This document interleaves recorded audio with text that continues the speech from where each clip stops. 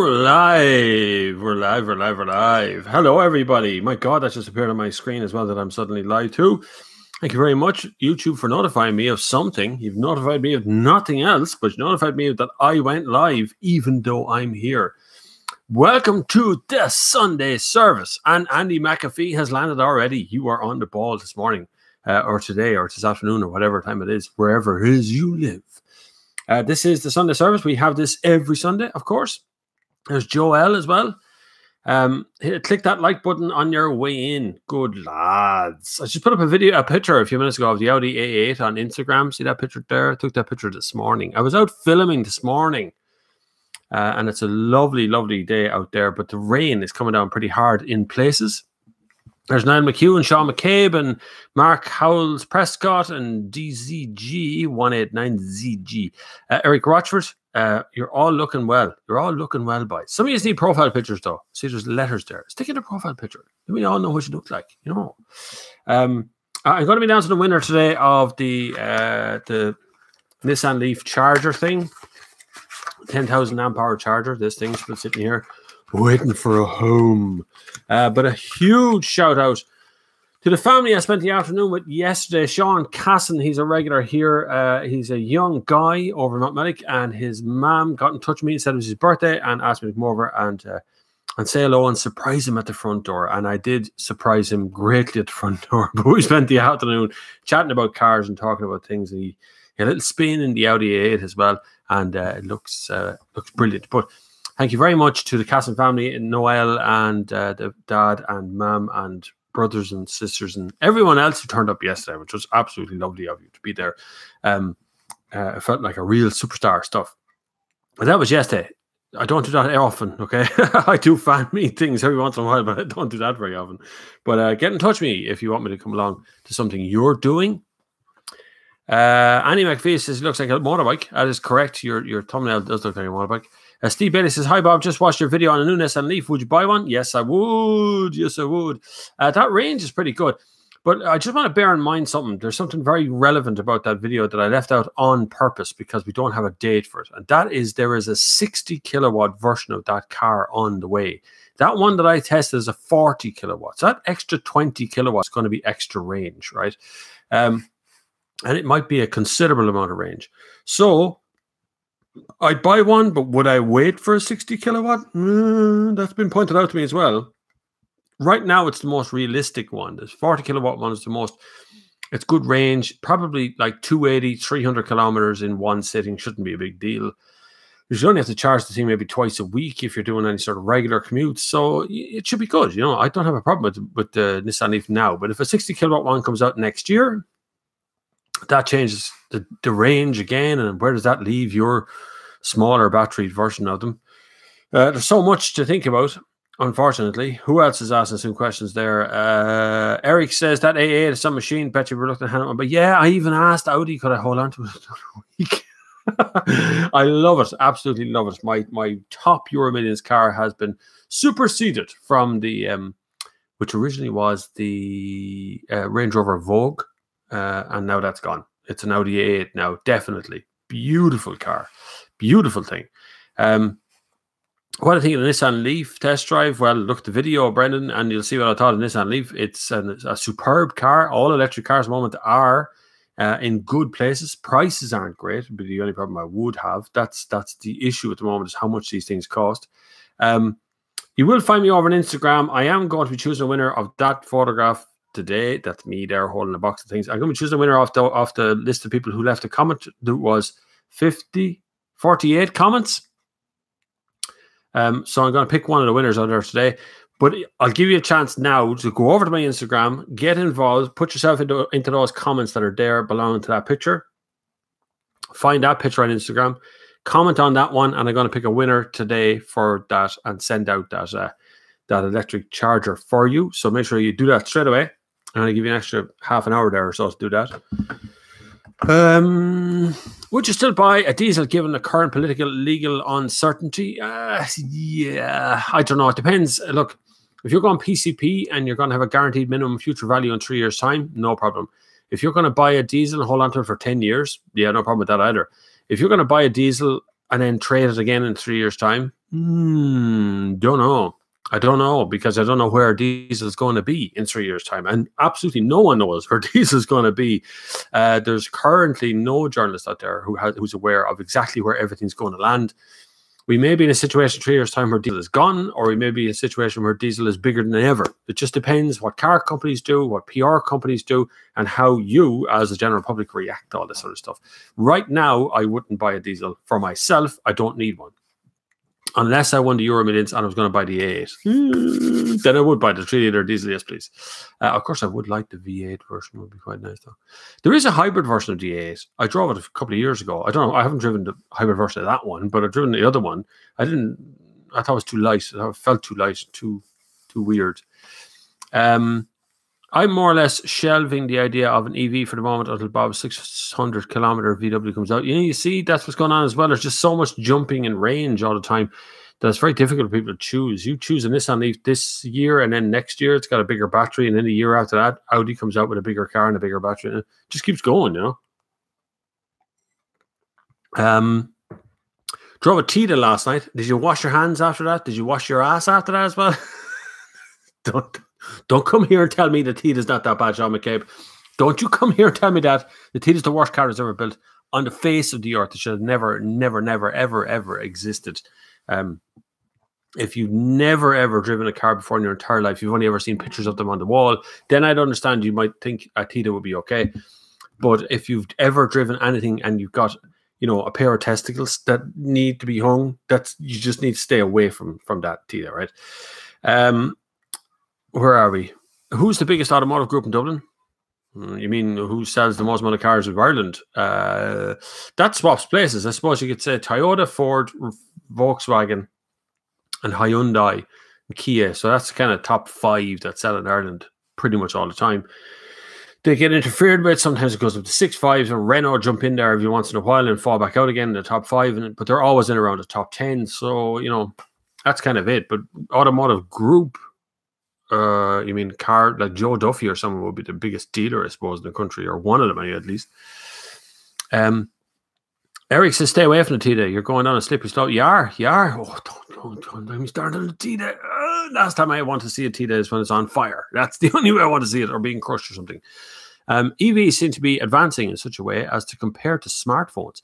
You invest in the best and latest today, boom, there's nothing some true. Yes, you're right, Andy. And I'll tell you why that is, because Apple and many other companies like that around the same time all began to understand that people upgraded incrementally. Instead of buying something that lasted you 10 years, you bought something that lasted a year. And the idea was to drive you to the next phone, to drive you to the next one, and next one, and the next one, and the next one. So you're constantly afraid to get out of the Apple environment or the Samsung environment or whatever it is. So it's a scary thing for people to do. And it's the same thing now for cars. People want you to recycle or get rid of the car every 3 years, which is why they brought in PCP on a 3-year cycle. They don't want you to hold it for 8 or 10 or 15 years. They want to get rid of it and make the next one more and more and more desirable. So there is an element of recycling over and getting you to do some more. I keep pointing at the phone because you need to go over to Instagram and follow me on Instagram, because I'm going to be choosing a winner, and you need to find that photograph and comment on it. See that photograph on my Instagram? There, that one. Me smiling like an idiot on Instagram. And leave a comment below, which there's a lot of comments there already. So there's a lot of comments there already for that thing, and you're going to win a 10,000 amp hour thing. I'm going to give another half an hour there to get into it. Stick in a caption, just leave a comment. It doesn't have to be a funny caption. There's loads of funny captions there, but I'm just going to randomly scroll through and pick a name, and that person's going to get that 10,000 amp hour charger with a torch attached. It's got a torch on the top of it. It's so cool. I got that one. Yeah, Sean McCabe, great response. It is. You get herpes every time you get into it. Definitely, you'd be better off with herpes than drive around in this Nissan. No one's going to love you.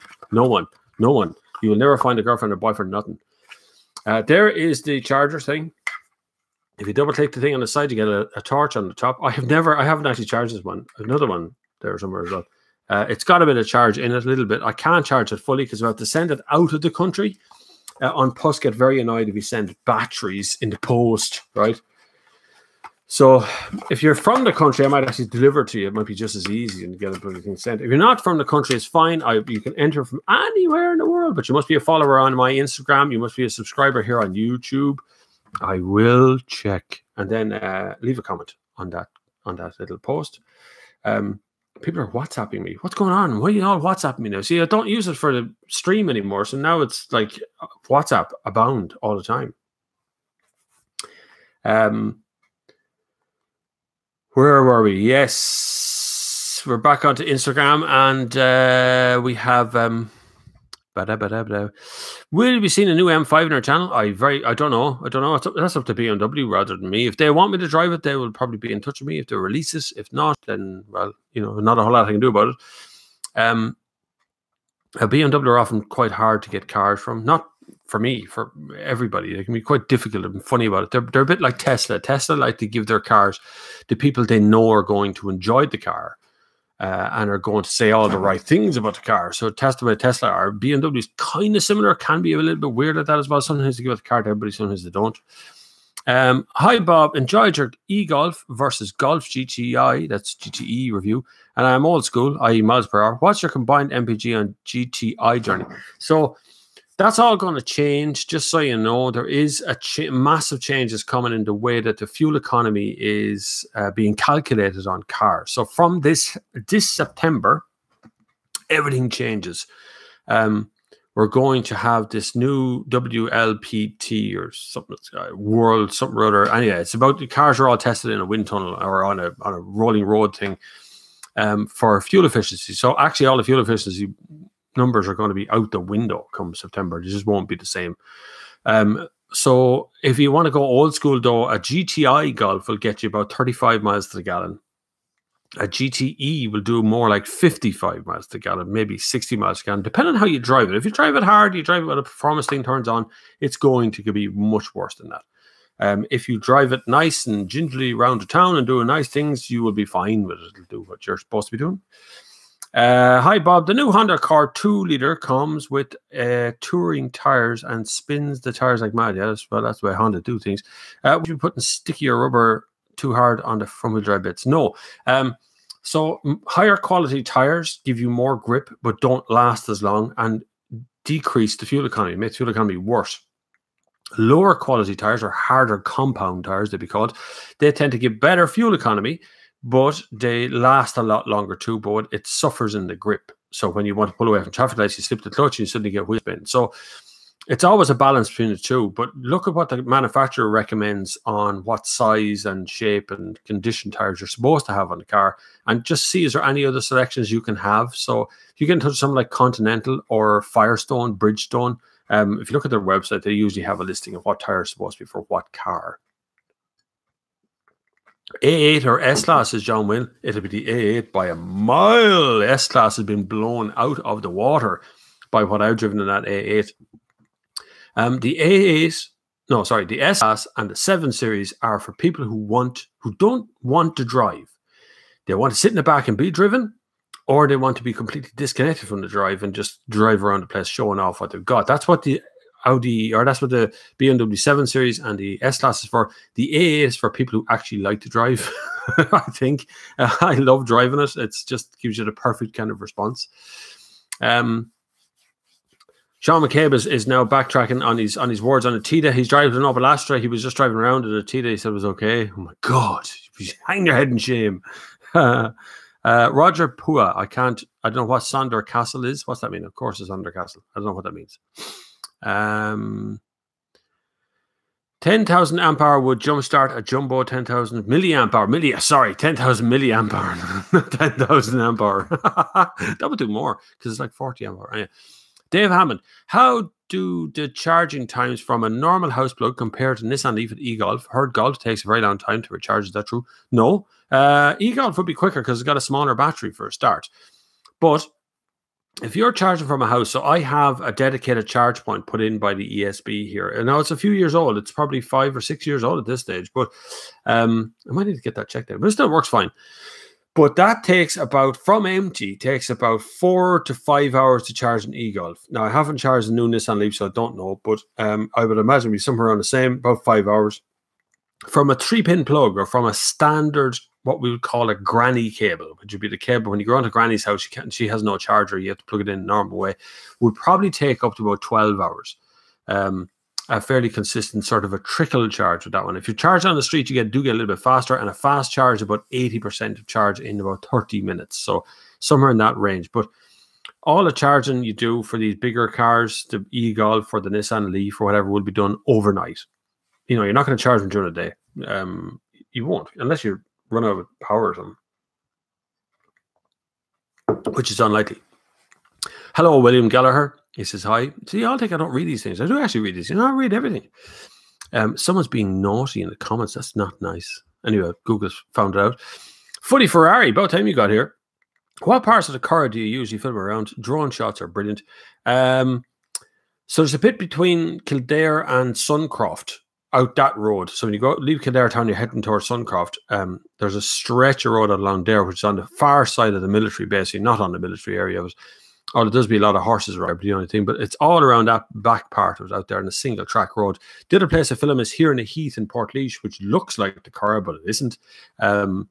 That's a big open space, so I can see the drone at all times. So this morning, I was filming with the drone out in Vicarstown, down by the canal there, which I got some really fantastic drone shots of the A8 out around there. So that was a really good one. I quite enjoyed that this morning. Eric Roger says, I prefer to drive an A8 to be driven in an S-Class. I prefer the A8 for everything. If you want to drive me, then give me an A8. If you want me to be driven, give me an A8 as well. It's the same thing. I would be very happy with that. RS3 or RS5, RS3 all day long. It is a perfect car for me. RS5 has its benefits. There is some elements of space and room and stuff, and it does look a bit cool. RS6 would be my other preference. So RS3 or RS6 would be the two that I really look after. But the RS3 is the one I'd actually spend my own money on, although I probably won't have enough money ever to buy an RS3. It will be left as a big desire thing in the back of my head forever. Hi, Bob. When are you going to test a new A-Class? That's a good question. The A-Class isn't launched in Ireland yet, so I have an invite, I think, to an A-Class launch somewhere. Somewhere in Ireland, there is an A-Class launch. I don't know when it is. Not for a while. Oh, no, it's a CLS. No, the CLS will launch. I don't know when the A-Class is coming there. I couldn't tell you. I don't know. See, you can't swear anymore on YouTube, by the way. Danny Alvarez Delgado. You just can't do it anymore because YouTube just cop it and they turn you off. So, sorry, you'd be banned. It's just kind of cool. Anyway, 10,000 milliamp hour is 10 amp hour. Oh, yeah, okay. 10 amp hour is what we're giving away here. So go over to my Instagram, follow me on Instagram, and look for the one where I'm holding up a little box, and that one. And enter the competition by leaving a comment. More comments are in. Yes, good. Keep going. There's loads to look at on my Instagram. Follow me on Instagram. You can also support this channel in many other ways, but there's a lot of links down there. You can go and support this channel. There's also Super Chat if you want to, but you can use PayPal or you can use, what's that other thing called? Cryptocurrencies and things. You can do all that sort of stuff. DSG or manual 1.6 TDI Golf, €3,000 difference. DSG all day long, to be honest with you. I know it's €3,000, but I would rather have an automatic in every situation these days than drive a manual. It's not just a lazy thing. It's just automatics are better. They're more efficient and they just seem to do the job very, very well. And when you're stuck in traffic, there's nothing like an automatic. There just isn't. So buy an automatic if you can. But if you can't, manuals are good. They're still good. Hey, Bob, what do you think of the new Astra, 2015, 2016 model? I was thinking about the SRI or Elite models. Very good technology in spec. If you like Opel, the Astra is the best car they make. That's easy said. The Astra is definitely the best car they make. I just can't get around that dashboard. I don't think the dashboard and the interactive system is as good as it should be. From a German company. Now I know it's been bought up by Peugeot, so a lot of the stuff has been filtered out from Peugeot out to what Opel are doing at the moment. So, but you're back in 2015, 2016. You know, they look well, they go well, they're strong enough engines as well, and it pulls along nicely, but it just doesn't drive as well as some of the competition. You know, Volkswagen Golf would be the best driver in that segment. Seat Leon Cooper is there, or Seat Leon is there as well. there's just so much competition in that area. The reasons for buying an Opel, anything, particularly an Astra, don't necessarily add up unless you really like that kind of brand, or you want to go down the route of SRI, which is, you know, an unusual one. But if you like it, great. I've nothing really against it particularly, but I just think there's so much competition. Be careful where you're putting your money. Steve Bailey, do you approve of DIY servicing on cars over 5 years old? I approve of DIY servicing on cars from day one. So I think everybody should learn how to service a car. You save a fortune. And even if you don't save a fortune, even if you ended up spending more money on the equipment, you actually end up with better quality stuff. You know everything that's gone in there, every single spark plug. You've done all the gap settings. You've done all the oil change. You know what brand of filter it is. You know what brand of oil it is. You know all this stuff. You gain such a knowledge of DIY stuff. Now, I wouldn't suggest people go out and drill holes or start filling in rust panels of stuff. You know, there's a more technical, but a service should take you about, if you put 2 hours into a service, I mean, a full service of a car, so that's air filter, oil, spark plugs, and then general checks like filling up all of the water stuff and all of the radiator fluid and all that. If you put 2 hours into that, you will learn more about that car and about you as a person fixing that car, and you'll sweat and you'll swear and you'll panic and you'll have heart failures, and buy a Haynes manual, get a YouTube video up beside you. Just learn how to do it. It is 100% in your interest to do that, because we're losing our ability to fix things. That's what's happened right now. We're being trained to make sure we go back to main dealers the whole time for everything. I understand that supports jobs. I understand it supports mechanics. I understand cars are much more reliable and you think a hell of a lot more technical, but actually a petrol engine car is about as technical as a series of explosions that push a drive shaft. That's exactly what a petrol engine does. 2 explosions and 2 explosions. That's really all that happens. You put some spark plugs in, change the oil. Don't fill the oil up too much. It's better to slightly underfill than overfill the oil. I know it sounds weird, but ever so slightly underfill it. And that's it, really. Only ever change the oil when it's warm. There's not that much to it, to be honest with you. 11 hours to home charge new Leaf from empty to full. 11 hours, not on a, that'd be on a 3-pin plug. If you install the proper charging unit, it should be only 5 or 6 hours at most. And he says, DIY servicing all the way within the individual's level of confidence, competence. Yes, I would agree with that. And, you know, when you buy a second-hand car, you should be servicing yourself at all times. You shouldn't have to go back to the dealer for anything. Learn how to do it. It's just easy and it's brilliant. On a 3.3 kilowatt charger. Seems very long. A-Class, rather get a top-end Hyundai i30. I would too. I think Mercedes do. The E-Class is the best car Mercedes make, and I love it. I absolutely adore the E-Class. And I recommend E-Class Estate for all kinds of reasons. I don't think they've ever gotten it right with the A-Class. I don't think Mercedes do young cars very well, handling, performance, particularly Mercedes Ireland, because they tend to put in the wrong engine combinations. Everything's diesel and manual. It's wrong stuff. Like, they don't ever be brave with their choices. But Hyundai tend to be fairly brave when it comes to that. I don't know about i30 now, but maybe i40. You know, i30 is a bit of a weird car. I like them, but then I don't like them. Mark Howlett says, hi, Bob, just signed up to Instagram. Well, head over to my account and make sure you're absolutely subscribed. One of the main issues with EVs is that if you live facing in a public road, you cannot charge overnight, seeing as you cannot have the cable cross a public footpath. What options is there in this case? Build a driveway? Oh, no. There isn't really a good option until we change the laws. Right now we are in a time of change, massive change, and we're only seeing where we're going as we reach it. So we're going to go all electric, but then we go, wait, no, there is actually legislation that we can't stretch a cable across the street. So then we're in trouble with that one. Now, there might be a way where we can go over the footpath. You know, instead of being on the footpath, there's a way of going over it on a cable. I don't know. I don't know is the answer to that one. But there has to be a solution to the problem, because it's going to be an important solution come the day when it's absolutely necessary. Ram64 says, hi, Bob. Following your recent Leaf review, what is your take on RapidGate? That's a non-starter, RapidGate. By the way, click the like button. Thanks very much, everybody. There's far more of you watching there is likes, so click the like button. Okay, so RapidGate. For those who don't know, the new Nissan Leaf had a problem. Once you charged it twice on a supercharger, fast charger, whatever way you want to term that, the faster charger thing, once you charge it twice, it will not take the charge again in a rapid way because they didn't install a cooling system on the battery. So there's no active cooling. There is only air cooling on the battery. So the air is swept up from underneath as you drive, and it cools the batteries down. But when you're not driving, there's no way of cooling the batteries down. So when you put the rapid charge in, it heats the batteries up, and it will take it once, and then it will take it a second time, and then the third time doesn't exist. So rapid charging is not something you're supposed to be doing regularly anyway. Tesla say this, Nissan say this, Volkswagen say this, they all say this. I tell you who else says this: Apple, also Samsung, also all the guys that make mobile phones. You're not supposed to rapid charge a battery at any time unless you absolutely have to. It reduces the lifespan of the battery, it damages the battery over time, and so you're not really supposed to do it.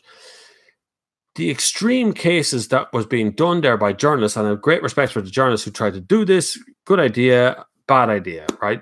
How many, the drive I did, I went from Dublin city centre down to Wicklow and drove back the next day, didn't charge it once, came in with 6% battery or 12% battery or something left in the car, never charged the car once, put it onto a charge and went off. That's what you do. You don't have to fast charge the whole time. Why are you fast charging? Everyone goes on about fast charging. There's not enough chargers. There is enough chargers. There's not enough fast chargers. What do you want more fast chargers for? You're always going to be driving to Galway. Well, then you should have bought a diesel. It doesn't make any sense to be going out and buying an electric car if your journeys are always 200 kilometers.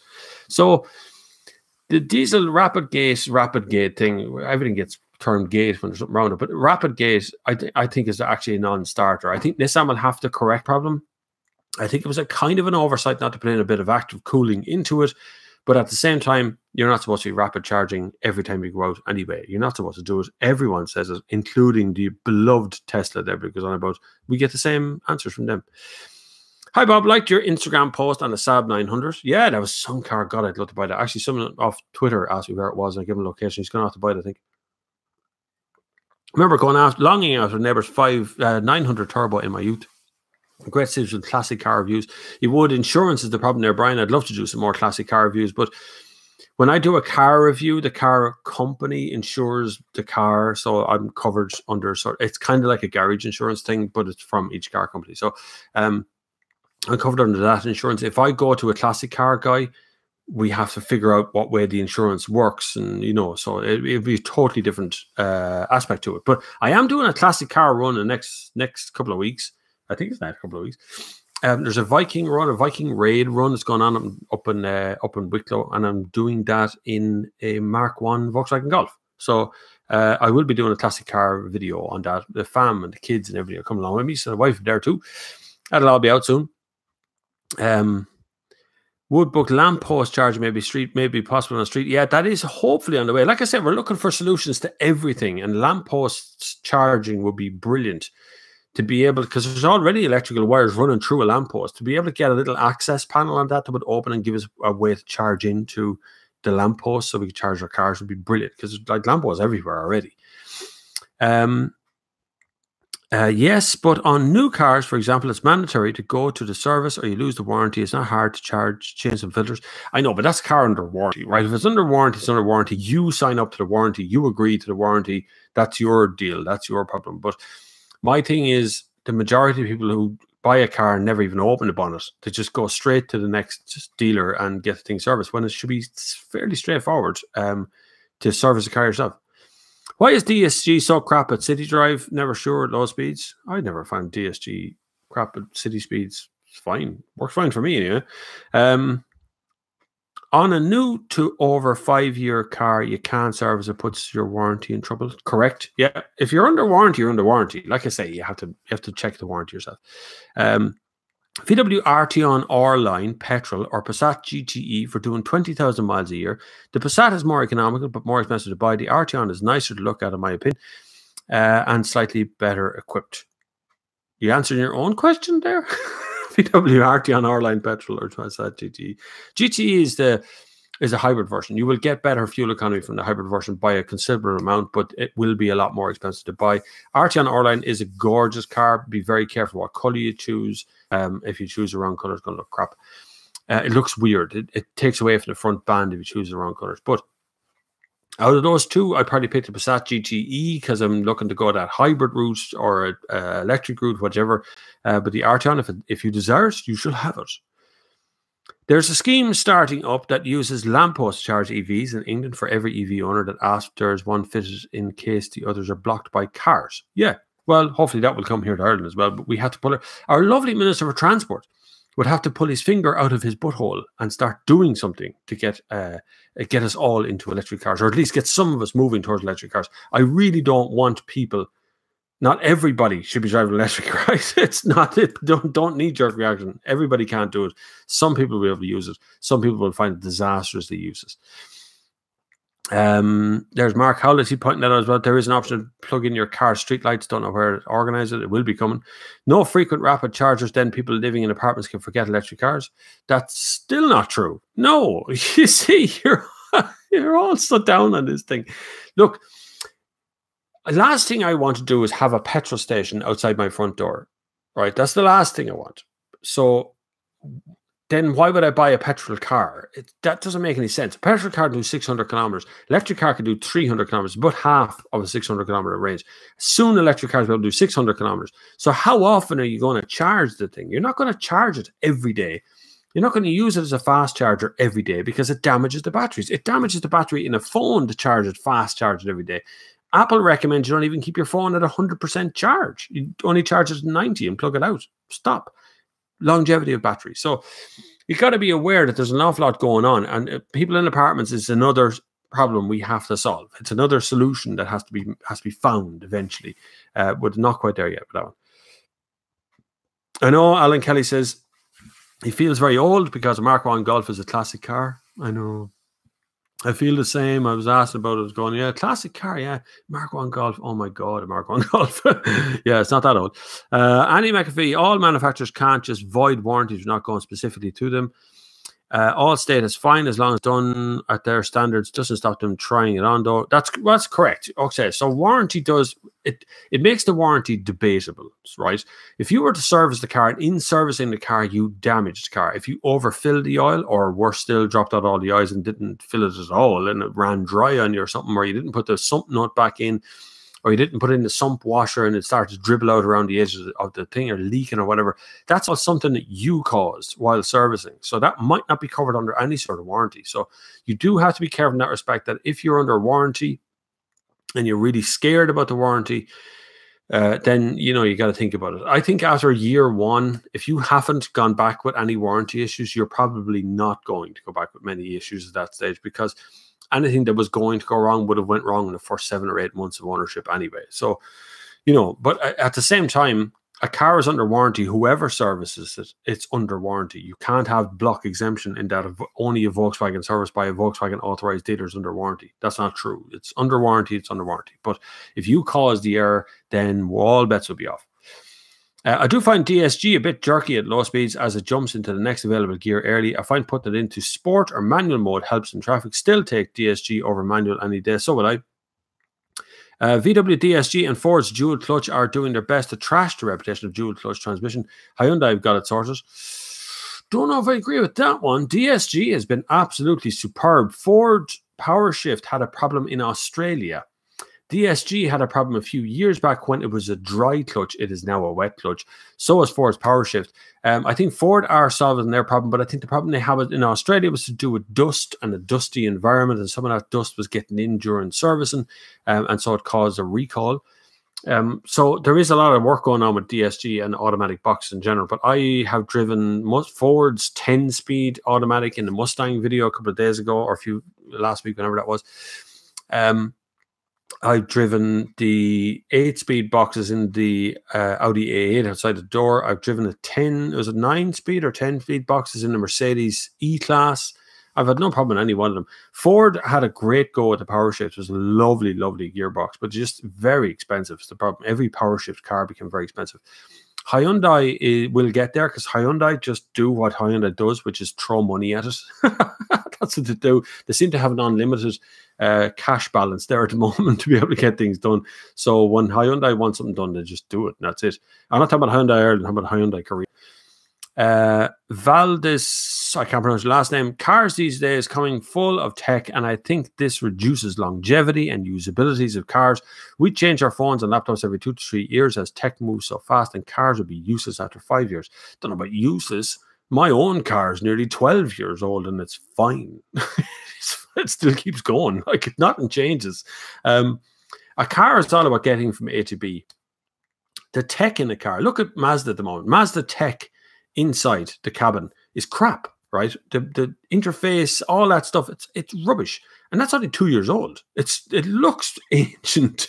You get into that A8 out there and you go, wow, this is the ultimate of tech. Next year, that won't be the ultimate of tech because we are moving really, really fast. But that's not going to change how the car works. The car will still start and go 10 years and 20 years from now. It'll still go. It's still 100%. I'm still of an opinion that classic cars are the ones that are looked after and the ones that are minded the most. They're the ones that survive and they last the longest. And that's why we're looking at classic cars now that are 30, 40, 50 years old. They survived. Somebody minded them all that time. Barry Fitz says, check your that jumped up screen. Check your warranty docs. A lot of cases, once you use genuine parts, it doesn't matter if your granny services your car. That's correct. Once it's VW authorized parts and the oil is a VW authorized oil, then there can't be any problem. You're using all the parts. It doesn't matter who services it. But there is checks that dealers can do that you can't do. There is things that lads can hook it up to and reset all sorts of stuff inside the car that can be done at a dealership. I'd still would debate that some dealers can get really finicky about where a car's been serviced and whether they'll warranty it or whether they'll do stuff. It opens the door. Just use your head. But if you're buying a used car and it's out of warranty, there's no reason why you can't service it yourself. It is one of the greatest little achievements you'll ever do. And when you're finished, you've done the whole service, you've done all your checks, and you've done your checklist, and you go through your Haynes band and make sure you've done it all right, and you turn that key and the car starts and it turns over. That moment, lads, I'm telling you, you will go, wow, I am a DIY god. That's what happens next. It's a great feeling the first time you have. I reckon I could probably service pretty much any car now, and I'm not a mechanic by any means. I'm not a trained mechanic, but I know my way around an engine enough to be able to service a car and get things working. If a car broke down, I pretty much know what's. Cars don't really break down these days, but if a car started misfiring or whatever, it'd be pretty easy to fix those sort of things. But check out Haynes manuals, Haynes websites. Look at some YouTube videos. Get yourself knowledgeable about it. Look up your car on something like mixgarage.com. They often list out the exact filters and things that are needed for your car. Go to your local motor factor like Bradshaw's here in Portlaoise, Newbridge Auto Parts in Newbridge. You know, there's the local guys that are around that do all the parts. These guys have a depth of knowledge. I used to work in a parts department in Newbridge Auto Parts in Newbridge. They have a depth of knowledge behind the counter that often will scare you, right? So they often know more than mechanics at times of what fits, what doesn't fit, what you should and shouldn't do. And they'll include things you just never see online, like sump washers or special kind of sump nuts or putting oil on things. They'll give you the recommendations. And buy a pair of gloves. Don't do it naked-handed. It's toxic, the stuff that comes out of cars. So protect your skin. Also, it just gets into your fingerprints and it takes ages to get rid of it. So, but check your parts and go to a parts manufacturer and get your stuff, or a parts dealer, get your stuff and start servicing, boys. Don't be afraid. That's a bold statement, the Saint ST1. I'm not a big VAG DSG fan. We'll have a butcher's at the Hyundai off right now. Yeah, have a look through it. I had a Hyundai automatic. Very nice. It was very nice, but it was very thirsty. My God, that jumped up the screen. There's so many questions. When are we going to see a real review of the Kona Electric? Whenever we have one, because currently there is no Kona Electric available in Ireland for test. So it's not here. Whenever it gets here, I'll test anything if someone gives it to me. That's all I got to do is deliver it down and I'll test it. Bob, full stop. Oh my God, this is going to be a serious question, isn't it? Oh, here comes a real question. What, in your honest opinion, is the best all-round car available in Ireland at the moment? Be honest now. I'm always honest, James Dunn. Always 100% honest. Everything. That's why you all support. When you support, when you click the links down below and you send me money by PayPal, you're paying for the honesty. So I can sit here and go, I don't need a car company's money for advertising. These guys back me all the way. Anyway, so the best all-around car depends on what you want to do with it. There is so many cars that are all-around cars. So you've got the whole BSUV segment, things like the Skoda Karoq in that segment. Bigger again, the Skoda. Anything from Skoda is pretty good. They pretty much have that whole lineup nailed. There's no duffer in that lineup that they've got. But all-around car, like I would probably go with a Skoda Octavia Estate. I pick a 1.4 petrol or 1.5 petrol, whatever they're putting out at the moment, would be my ideal car because it's everything. It does everything you ever wanted. It's got good fuel economy. You can buy it in DSG. It's an estate, so there's plenty of room. But it's not massive like the Superb. And that would be the one that I'd kind of go with, being the best all-round car. And it's at a reasonable price as well. You could go VW Passat. What else would be good now as an totally all-around car? I tell you what's actually not bad cars. T-Roc from Volkswagen. It's quite small though. It's the only thing. It's not really it's not appropriate for every situation. Yeah, I still go with Octavia. Would be my pick at the moment. What car do you drive? The Audi A8 outside the door. I haven't got out with it in 3 or 4 days. So I was going to say it Leon is my own car though. An old one, 2006. I had 2 Skoda DSGs. I would say they were on a par with my 9-speed C-Class. DSG is very smooth, I think. Hi, Bob. What do you think about the BMW 5 Series 2008? Let me just matrix moment. 2008 BMW 5 Series. If you're going on a route of diesel, I'd be very careful right now because that's like a 10-year-old car. So it's definitely going to be up on timing belt at this stage. It's going to need some repairs. Make sure all that stuff is done. You're also inside the NCT range. They're a lovely car, really nice. Choose your spec very wisely. Get the good big 5 Series seats. Make sure it's an automatic. Do not buy a manual one. You'll regret a manual for the rest of your life. BMW make terrible manual cars. Just do. Unless it's an M is the only one. That's not a BMW gearbox. They're a nice car, but it's a 10-year-old car. In 2008, you could come up 3 or 4 years and get a different brand without a shadow of a doubt. Also, I want you to do an exercise for me.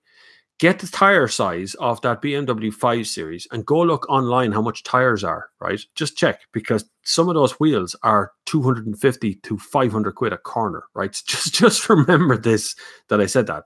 Tires are expensive things and you're always going to have to replace them. Hi, Bob. Are DPF filters better than a few years ago? Yeah, they are. Totally changed now. DPFs have stopped doing this trouble that they had, which was not doing the recycling system. Again, we haven't gone through a full cycle of maybe 10 years with DPFs on cars that, that we can get a good level as to how many of them go over time. But the initial problems that they had of not recycling, getting clogged and being replaced, that seems to have come to an end at this stage. They seem to have conquered that problem. Whether that conquering will continue, I'm not too sure. Back in the day, the Ford Capri was one we all wanted, as was on a cool TV series too. Correct, Andy. It was on The Professionals. We had a Ford Capri. There's a Ford Capri club here in Ireland. They get in touch with me every once in a while, which is very nice.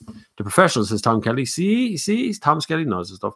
Now I was thinking of the Sweeney music. That was the Sweeney though. I can't remember the Professional music. Very good though. Brody and Doyle was the 2 boys. I watched it religiously, along with Starsky and Hutch. Actually, remember, they used to have TV series where the car was the star. Like the A-Team, the car was out of that. Knight Rider, the car. Even things like helicopters and stuff. There's a lot of mechanical things where the stars of cars. Or the stars of the show, should I say. Engine will definitely survive, but usability of current cars with all tech inside them.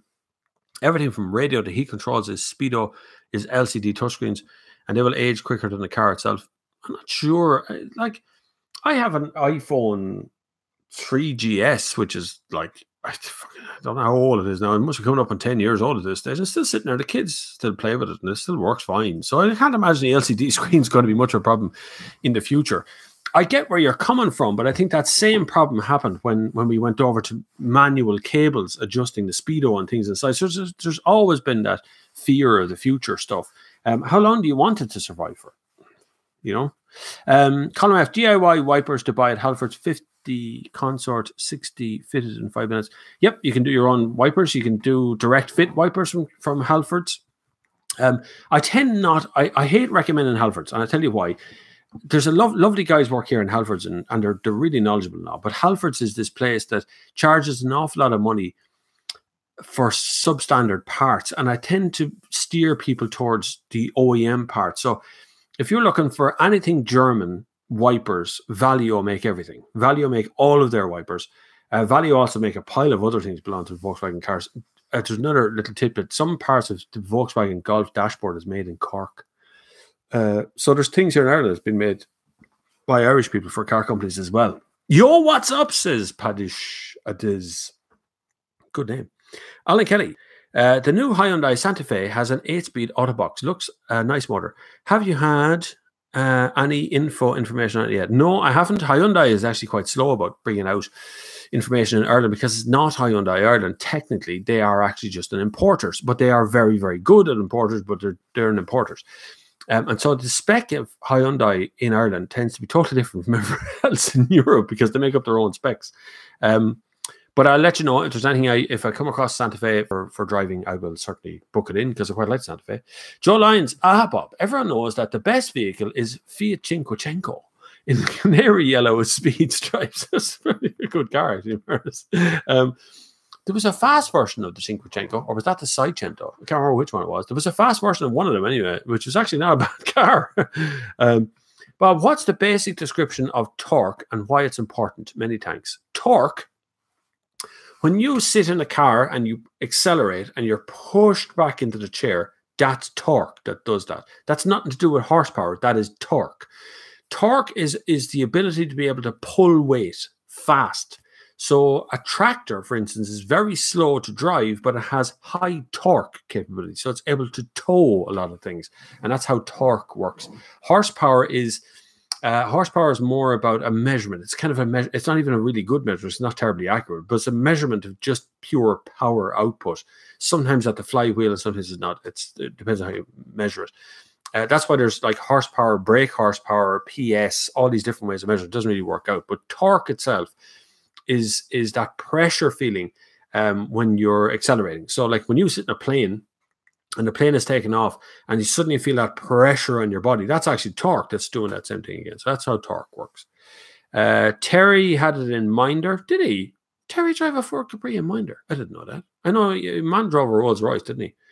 The guy he was minding drove the Rolls Royce. James O'Connell, thanks, Bob, for the advice. I will certainly check the tires cost. You've given me food for thought. Thank you very much and keep up the great videos. No problem at all, James. You're very good. Andy McAfee, VAG's 2-liter CR TDI late 2008 DPF was revised. Moved closer to the manifold for passive heat. Can regen at idle without the older needs of sitting on a motorway. And guts of 10 years now has had no issues. There you go. See? All that's all sorted for you. DPFs are deadly until we go all electric, and then DPFs are crap again. Yippee says hello from USA. Hello from the USA. Hello, USA. Good to have you here. What time is it in the USA anyway? You can support this channel in many, many ways. You know, there's Super Chat. There is PayPal, which is very popular among you guys. I've filmed a new film today for you lot as well, which will be coming out probably tomorrow or maybe the day after, which is the Audi A8 outside the door. If you support the channel, you'll get that a little early. I might put it up on Patreon a bit early, or I might do it some other way. I don't know. Patreon doesn't seem to be terribly popular anymore. Maybe Drip Feed or something is a popular one, but we'll see. One of them will be popular out there anyway. Now, have you all checked the Instagram post of this one to enter that competition? This post on Instagram. I guess you have all checked because there's more followers and things there. Yeah, 14 new comments. So, okay. Because you can win this 10,000 milliamp hour, milliamp hours, battery charger thing, right? It has a torch on the top of it. It's very cool. It's very nice. And I'm going to give it away today. And I'm going to pick somebody from the Instagram account who left a comment, who is a subscriber, to win this lovely thing with a torch on top of it. It's like a 2 light settings. What has? Look at that. You can dim it down and make it brighter and all that crap. Oh, man. That's first. I didn't even know that. That's very sophisticated indeed. But I'm going to give that away today on Instagram. I'm going to put in a post here. And as a bonus, I have another thing which I came across as well. I forgot I got, which is a brand new notepad. Simply Nissan, Simply Amazing Nissan Leaf thing written on it, which has, I don't know what that is. I don't know, there's something else attached to it there. You can have those 2 things in the post today. Get over to Instagram. Make sure you subscribe on Instagram and leave a comment on that post with a picture of me holding up the little white box, which I've lost again. I fucking put the thing away again. Come on. That one. Comment on that one and click that like button there. See the little heart button there, that thing? And make sure you, promote? I never promote any posts. Make sure you subscribe everywhere. 49 minutes in, we're doing well. Istad says that was a terrible description of torque versus horsepower. Go for it. Do it, man. It's 6 hours behind Ireland in central US time. So 8:44 a.m. as I write this. Central US. So you'd be down. Okay, I know where you are. Yeah, Terry McCann in Minder drove a Capri. Arthur Daly was in the roller. Yeah, I love simple days. Mr. Millennium 67. Hi, Bob. Good to be here. When you are for a change. Good to be here when you are for a change. I'm glad to have you. Good man. Steve Bailey. Haven't driven a new DS5. I haven't. Citroën are launching the DS, more DS stuff in Ireland very soon. I got an invite to it, but I don't know when it is. But it's not that far away. So I will be in touch with Citroën to drive the new DS range of stuff. But of course, it's just DS now, isn't it? You're not supposed to say Citroën anymore. Yeah, it's not Citroën DS. It's just DS. Never to do. But Citroën Ireland were bought out by somebody else. You're not on Instagram? Do you not have FOMO? Fear of missing out? No, have not been on Instagram? My God. DS. Someone called DS has arrived. It's like summoning. I was talking about DS a second ago and I summoned someone called DS. Hi, Bob. How are things on the far side? They're fine on this side as well. Talking new EV, Honda EV concept is beautiful. Simple design. Hark back to Mark 1 Civic and a mix of Alpha Sud hatch. There's a bit of travel, a bit of time travel for you. That'd be nice. Yeah, that would be nice. I kind of like what Honda's doing at the moment, although they are really hammering home that old diesel thing. I had a Honda Civic recently, 1.6 diesel. Did nearly 1,200 kilometers on a tank of diesel in a Honda Civic. That was pretty good, I thought. It's gone back now, but it's a really pretty car, nice car.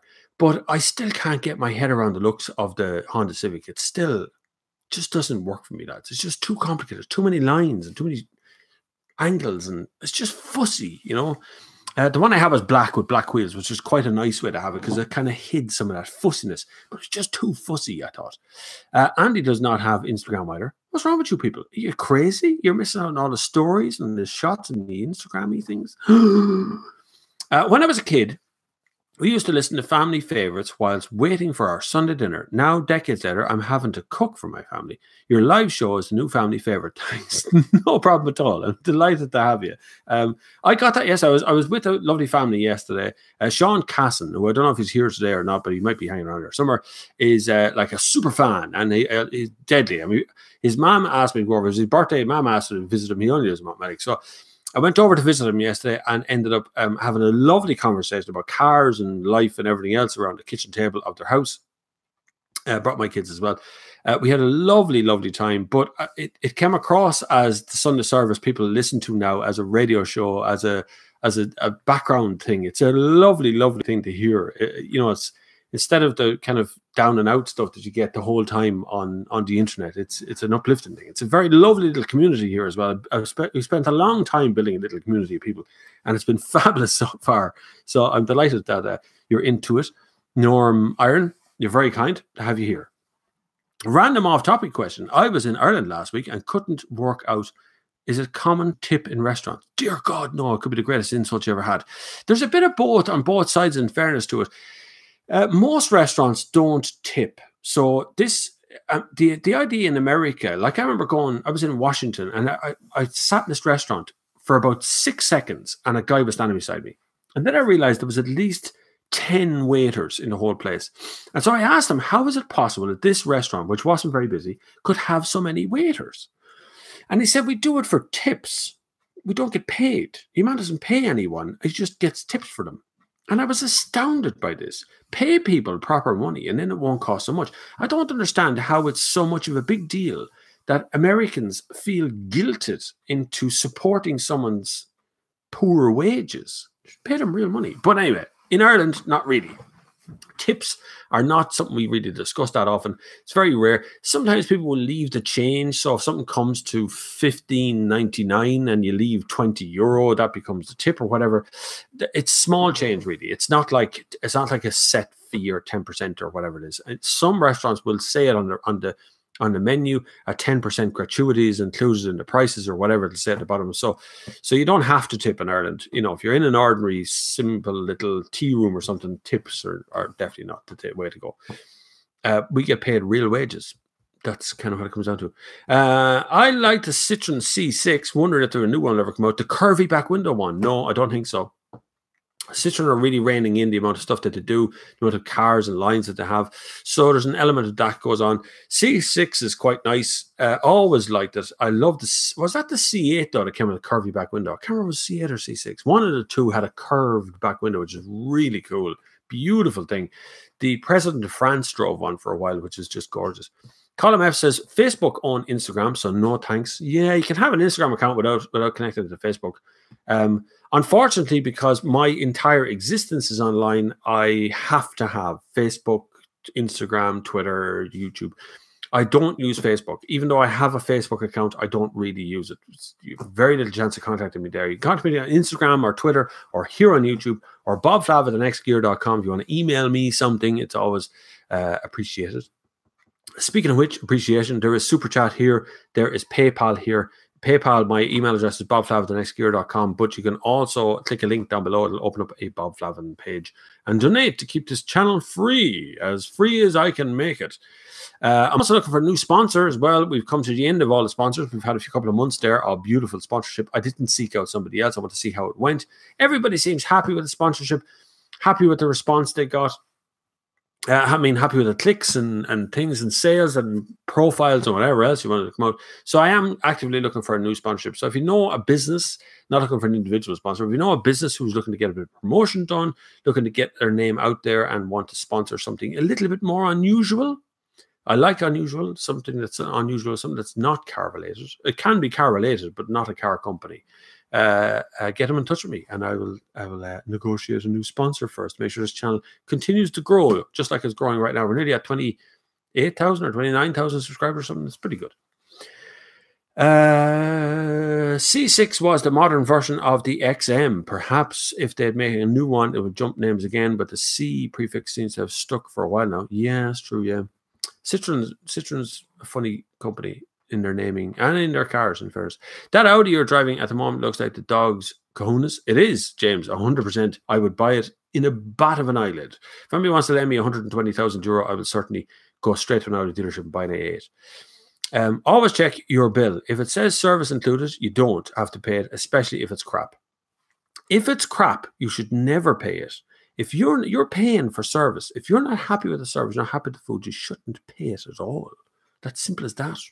The Irish way, here's the Irish way, right? So you open a brand new restaurant, you invite people around, everyone goes, it's lovely, yeah, and they all sit down, they all order their food, and you sit and you come across in the middle of in the food, and you go, is everything okay for you? And they go, yeah, everything's okay, yeah, that's fine, yeah. And you walk away from the table, and they go outside, and they go, that place was crap, I'll never go back there again, it's a terrible place to go, terrible. 2 weeks later, it's closed. They never say it's bad while they're sitting there looking at it. It's a very Irish thing. Having national minimum wage to protect workers helps negate automatic need to tip unless overwhelmingly outstanding service deserves it. That's the best way of summing it up. You have to have a minimum wage, lads. I don't understand the American idea, the American dream of being out there and making it, man, on your tips. Tips? Hang on, I'm paying for the food. Who gets that money? And I have to pay the waiter to serve me the food that I have to pay for separately. It doesn't make any sense. So I don't really agree with the tip culture. I know lots of people make lots of money at it. That's great. I'm glad for them, but I just don't. I think people should be paid a proper wage for a job that they're doing. DS says, just reading about facelifted Mazda 6 this morning, probably one of the most underrated motors in that class. Well built, great engines and spec, competitive price too. Do you agree? I do, up to the fuel economy. I always find that Mazda are pretty thirsty, no matter which engine you pick. They're better at gasoline engines than they are at diesel engines. They always have been. Their gasoline engines have always been fabulous engines. But the competitive price, there's a lot of stuff in a Mazda. You know, they're in there in the competition of the prices, so they look around the same price. But there is a lot of stuff inside of Mazda. I do recommend a Mazda 6. I like the CX-5. I like CX-3. I always like the Mazda 5, which is a lovely car with the slidey doors on the side and the 6 seats and all that sort of stuff. It's really cool. They're a lovely car, but there's plenty of options in that list as well. Good evening, everyone. Here's our Greek friend that I can never pronounce the name of. Happy Orthodox Easter. What's an Orthodox Easter? Is that different from an Easter? Bob, what do you think of a Jaguar XJ 2013, 2015? XJ is a nice car, lovely car. Check the suspension options. There was an air suspension option and there was an oil suspension option. The oil is more comfortable than the air, but the air was a nicer thing to drive. For general speaking, make sure you choose the right engine. Be very careful, Jaguar, and check all the electrics. Jaguar does have some electrical problems, glitches that have been left over for years and years and years. But they're a lovely, lovely car to drive, really pleasant. But I would say the interior would look fairly tired now at this stage, even from 2013. So they were gorgeous at their time, but just check those electrics. Joe Lyons was in an unnamed restaurant, 5 of us, and they tried to charge for a group fee and service charge on top of that. It was over €100. We waited 36 minutes for starters and brought this to the attention. You see, there's a price point that you have to go for, and if you go above that, if you just do good service to begin with and good food, then the tips come on their own. You know, you should want to feel like you need to tip. You should want to say, that waiter or waitress did a really good job. Here's a $5, here's a $10 for just that waitress. That's the way it should be. But that's not the way it's been for ages. We were told we had to pay. We said no, we'd pay for the food. Told them to call the Gardaí. It was shocking. That place will be closed. Don't worry about it. Never let that upset you, because that place will close down within 6 months. What's the Ford connection with Mazda? Currently, Colin, there's no connection between Ford and Mazda, but Ford used to own Mazda. One was owned by the other, but Mazda got themselves out of that agreement. Ford don't own them anymore. So Mazda is still connected to Ford in sharing of some parts. So there is some sharing still goes on at the moment, and some technology sharing that goes on at the moment, but one does not own the other anymore. Pity we can't rewind the videos anymore. I came too late and don't want to miss all has been said so far. Sorry, Stewie. There is a way to rewind, but the problem is you have to it's such a complicated process to set up a laptop to deal with OBS software and to deal with YouTube. You need a separate camera. You need a dongle thing to get the camera to work on the laptop. You need a really, really strong Wi-Fi connection. You need a separate mic. There's so much. You need to invest a good €500 in setting yourself up for OBS, just so people can rewind while it's live. YouTube, who are completely useless at this for some strange reason, have an app on a phone that you can stream live, but only stream. You can only see it and rewind afterwards it's been uploaded. And they just put it out on browser, which is what I'm using right now, to stream. And I'm using a separate mic, which is a blue snowball mic. It's right here. So the problem is that it's either you spend a lot of money doing it through OBS, which has nothing to do with YouTube, or you do it through YouTube system, and it means you can't rewind. So it's a difficult one, but the problem is money. It's as always money.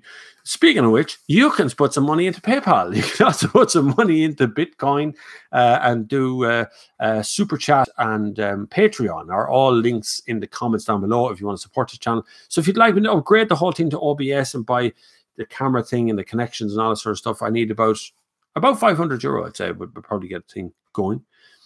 Bob, can you offer some advice when it comes to consumer rights? Well, I could try. I bought a car back in February, and I'm experiencing problems with it. The dealer is happy to look at it, but they are 30 miles away. Right? What's wrong with all that? The dealer says he's happy to look at it, isn't he? There's no end to that story. I'll see where the next part's coming, but I remember that. Okay.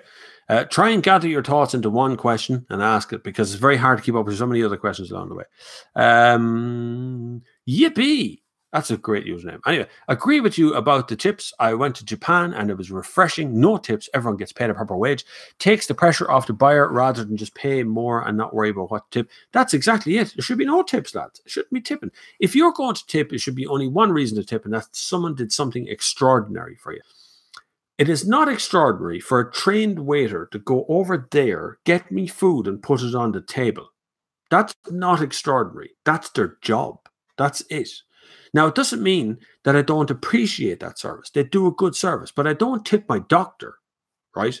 And I don't tip my mechanic, and I don't tip my bin man, and I don't tip my postman. They all do an extraordinary job in summer, winter, rain, and hail and snow and a whole lot. You don't really tip them. So, why should I have to tip a waitress or a waiter or someone who works in a restaurant? If it's a 5-star restaurant, it should be paid proper wages. Just get basic good wage for them, an honest wage, and then if they do something good for me or I really enjoy my time here or whatever it is, for whatever reason, leave the decision of payment up to me so that I want to tip or not. And if I don't, then I don't want to hear about it. In the UK, you're not legally obliged to pay for a meal at a restaurant if you're not satisfied with the food or the service. Any person using this right is required to give their name and address. No uses it. Oh, I didn't know that. That's news to me. Today is Orthodox Church Easter, 8th of the 4th. The Catholic Easter was last week, 1st of the 4th. I did not know it was 2 Easters. I thought Jesus died on the cross on the same weekend or resurrected or whatever it is that happens. Whenever you're all celebrating Easter, I thought it all happened the same weekend. Is there some disagreement about the dates of this sort of thing? But anyway, happy Orthodox Easter or happy whatever it is that you celebrate.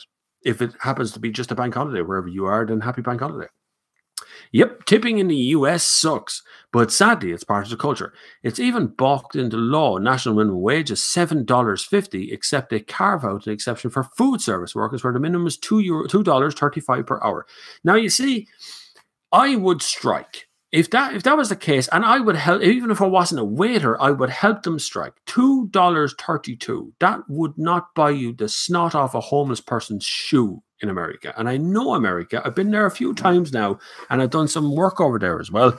And I know well that $2.32 per hour anywhere in the US would not get you a carbo box to sleep in that night. So it's an absolutely ridiculous situation to be in, that it's such a cultural difference over there from here. The restaurants should shut or start paying a real wage. That's what they really need to do. Pat Hickey says, great video this week with the Nissan Leaf, but if you test the car during the winter months with light heaters going, you're half the battery time for driving. Not really. I had the e-Golf here during Storm Emma. And I mean, it was like -10 here in Portlaoise. And although the battery did lose a little tiny bit of its charge in the mornings, it came back in the afternoon and I had no problem with it. It still worked perfectly. I had the heated seats on. I had the heaters going. I had the whole lot. It regenerates the stuff very quickly. Now, I'm not saying it's not going to affect the range. It certainly will affect the range. But when you put on heated seats in a car and air conditioning and all that sort of stuff in a normal car, you do affect the range as well. So, it depends on what you want to get from it. If you want to get to maximum range, and you turn everything off. That's kind of the way it is.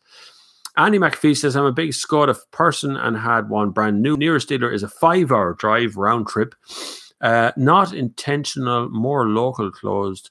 Resulted in getting the car due to ongoing electrical grounding and messing. Unfortunately, yes, if you have to go to a dealer and they're a long way off, it is a pain in the hole. But it doesn't mean the dealer has to come to you to fix the thing. It's always got to be something between the two of you. But I bought the greatest car accessory ever, an espresso machine for my Audi S5. Sorry, I had to pop in there. It makes a great cup, better than George Clooney machine. Please give us a link to whatever that is. I'd love to see an espresso machine working in a car. I use what's that thing called that I use? There's a coffee machine thing that I use. It's a squeezy. Hang on, let's get the name of it. It's not bothering me now what name it is.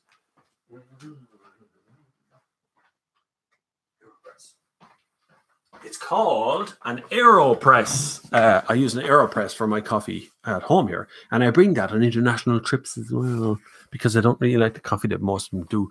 Unless you go to Italy or parts of France, just coffee does be nice there. But often the coffee is terrible when you go in a hotel. So I bring my own little AeroPress. Hi, Bob. Have you driven the Kia Niro plug-in hybrid and what do you think of it? Yes, I have driven a Kia Niro plug-in hybrid. It's quite good, but you do lose a bit of boot space. The 50-kilometer range would work if your commute is mostly through a city. So if your commute is 30 kilometers and then 30 kilometers home and you can charge it in on both ends, you're going to be fine. You'll never use the hybrid engine in it. But I found it ran out of power very quickly. As you drive along, it's great, but you will be a hybrid. At some point, you're going to be a hybrid. It's good hybrid. You get good range from it, but I don't know if I'd bother with the plug-in part of it. Whether It's an extra bit of money on it as well. Opinions on a new BMW M8 Concept. Quite like the look of it. I don't know where BMW is going with these M this and 8 Series that. I don't know what the design language involved is. It all seems to be very disjointed and very kind of desperate for attention sort of thing. And yet Audi seems to be killing them in sales and pushing forward, and they've got this Audi design language we see in everything at the moment, and it seems to be working for them. I like the look of the M8. I think it's going to be a fairly good car once they put the right engines in it. And right now we're in such a fluxy time. It's very hard to tell whether they're going to go electric, hybrid, supercar, all petrol, V8, V12. Which way they're going to happen is the problem. It's great seeing a concept online and seeing pictures of it, but where that concept is going to take us in terms of what the car is that's going to come out of that is another question entirely. Issues happen when so many components bolt together, no matter who made it, but the service dragging its feet enraged me over several months of doing nothing. That usually happens, unfortunately. It's very hard. Some dealers have to get permission. So when you're doing something under warranty, it's not the dealer that's doing it under warranty. The dealer actually invoices the car company. So in your case, it was a Skoda. So you go back with the Skoda to a Skoda dealership. The Skoda dealership rings Skoda Ireland, says, this is what's wrong with the car. It's going to cost you this much. Skoda says, yes, fix that. And so Skoda pays the dealer for the warranty services after happening. So they can't do anything on the car under warranty until Skoda Ireland or whoever it may be says go and do it. So there is elements of a chain of people that have to get it right for something to happen. For tipping in Greece, it's normal in big restaurants to leave some change on the table after leaving. Most of the time you leave the change, you give you back to the nearest 5 or 10 euro. Thanks, Andy. Yeah, it's kind of the same here sometimes, but often you're better off not leaving a tip. It just confuses people. Everyone asks hundreds of questions. I'm back now. Aren't super chats on this not like tips? Yeah, kind of. But I don't have any kind of wages whatsoever, Henry Watkins. That's simple as that. There is no wages involved. That's the YouTube life. YouTube is not a place you make a career from.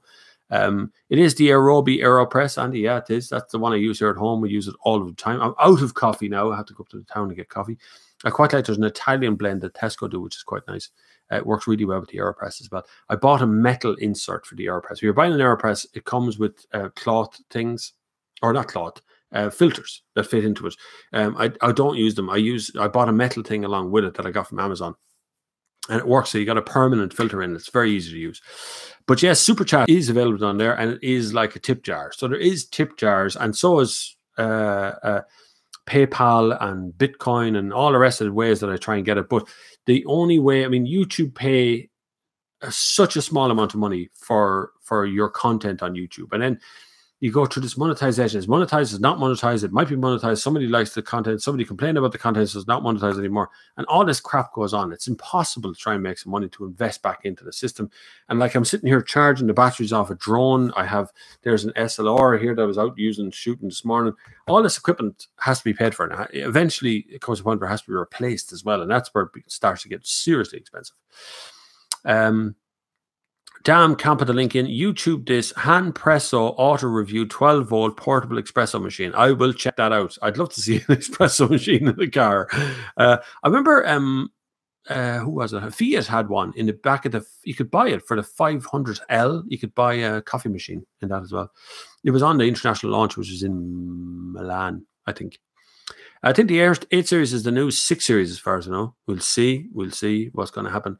Hey, Bob, how about the consumption of the Skoda Superb with 280 brake horsepower? I drove the green one. Greetings from Serbia. Hello, Serbia, BP. I had no problem with consumption on any of the Skoda group cars or Volkswagen group cars. The fuel consumption was fine. It was about 6 liters per 100 kilometers. It's fine for a 280 brake horsepower car, and such a big car, of course, as well. My Skoda issue was a known issue with the service bulletin number. I even had to provide them requiring a new dash binnacle, warning lights partially illuminated, and part of the batch of QC failure. Lights permanently partially illuminated for months. Dealer said that they couldn't see it. Skoda UK said that they would, from pics and videos, 3 weeks to book it in each time. Dealer afraid to commit a claim back. Once it starts to go wrong with a dealer, there's nothing worse in the entire world, where you've invested the most amount of money that you could ever possibly have in a car. You may not even buy a house you might end up renting a house and buy a car. And yet when it goes wrong, a dealer doesn't want to know you. It can be an awful pain in the hole, I have to say. But, you know, you live and learn, and you begin to understand who's good and who's bad after a while. God, I wish I could get Skoda here in America. I drove a Skoda in Washington, D.C., the only one that I knew of, a Skoda Superb. That hand presso is 150 snots. Is it, Colin? Bloody hell, that ain't cheap. Well, I suppose you're driving an S5, weren't you? S5? So I suppose 150 euros. Not that expensive. Did you win the mileage race with the 40 kilowatt Leaf yesterday? No, I didn't, Johnny. I think Dave Humphreys won it, actually, but I had to stop. So I was doing the drone shots. All the stuff you've seen in the Nissan Leaf video, I filmed. That is not stock footage. That's my footage. So I ended up pulling over and doubling back on myself to drive back up the road and film the car and drive back down the road. So I ended up doing a load more mileage than anybody else. I think I came second or third or something. I was being very careful with it, but at the same time, I still had to go back up this hill and come back down this hill and go back up the hill and back down the hill. And it was a pain in the hole. So, but that's what it takes to make the videos. Other than that, you just write stuff, which I could do, but I don't write much. I tend to make videos as much as I can. Wondering how that drone footage is done. That's how it's done. That's me. I either fly it or I bring a pilot with me. It's always going to be one or the other. I always bring a spotter with me.